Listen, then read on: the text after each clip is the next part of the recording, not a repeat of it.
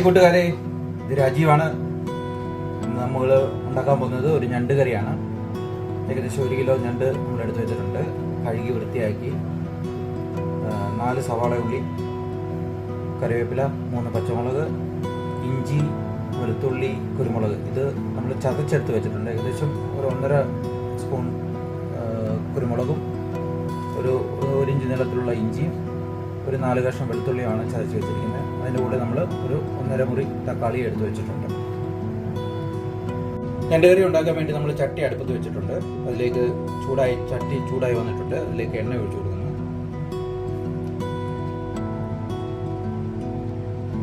അതിലേക്ക് കടുക് ഇട്ട് കൊടുക്കുന്നുണ്ട്.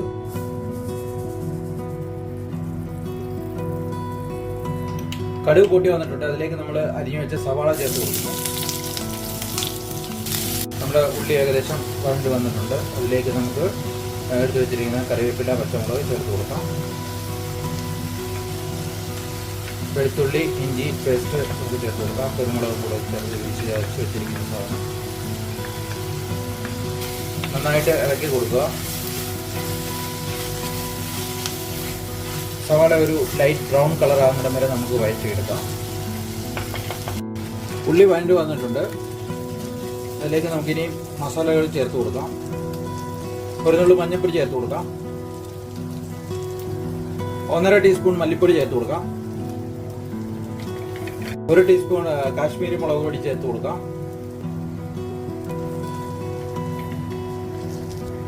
1/2 ടീസ്പൂൺ ഗരം മസാല ചേർത്ത് കൊടുക്കാം.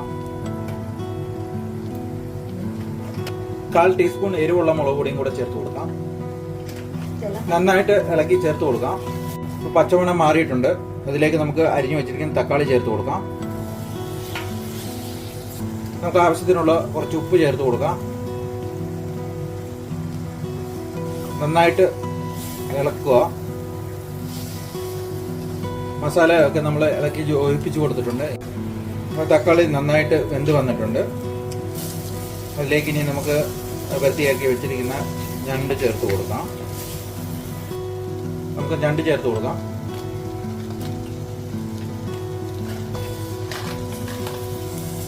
നന്നായിട്ട് ഇളക്കി ചേർത്തിട്ടുണ്ട്. ഇതിലേക്ക് നമുക്ക് 1 കപ്പ് ചൂടുവെള്ളം ഒഴിച്ചു കൊടുക്കാം.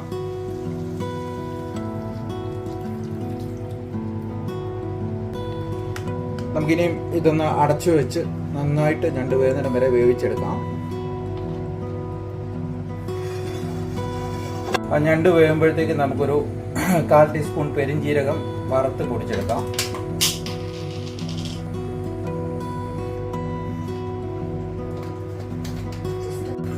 ജസ്റ്റ് ഒന്ന് നമുക്ക് പെരിഞ്ജീരകം ചൂടാക്കി എടുക്കാം. ഇത് പൊടിച്ചെടുക്കുന്ന ഞണ്ടിന് നല്ലൊരു ഫ്ലേവർ കിട്ടാൻ വേണ്ടിയാണ്. ഞണ്ട് കറി ഏകദേശം റെഡി ആയിട്ടുണ്ട്. നമുക്കൊന്നുകൂടെ ഇളക്കി ചേർത്ത് കൊടുക്കാം. ഇടയ്ക്കിടയ്ക്ക് ഇങ്ങനെ ഇളക്കി കൊടുക്കണം. എന്നാലേ ഇതിൻ്റെ മസാല എല്ലാം അതിൽ നന്നായിട്ട് പിടിക്കുകയുള്ളൂ.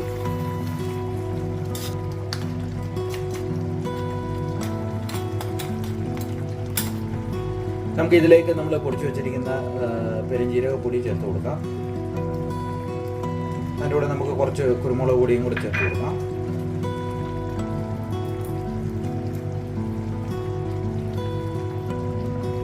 നമുക്ക് നന്നായിട്ടൊന്ന് ഇളക്കി കൊടുക്കാം.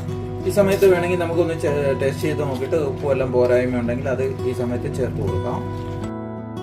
ഞണ്ട് കറി ഏകദേശം റെഡിയായി വന്നിട്ടുണ്ട്. ഇപ്പോൾ നമ്മൾ കുരുമുളക് പൊടിയും നമ്മുടെ പെരിഞ്ജീരക പൊടിയും എല്ലാം ഒന്ന് മിക്സായി വന്നിട്ടുണ്ട്. നന്നായിട്ട് ഇത് നല്ലൊരു സ്വാദിഷ്ടമായ കറിയാണ്.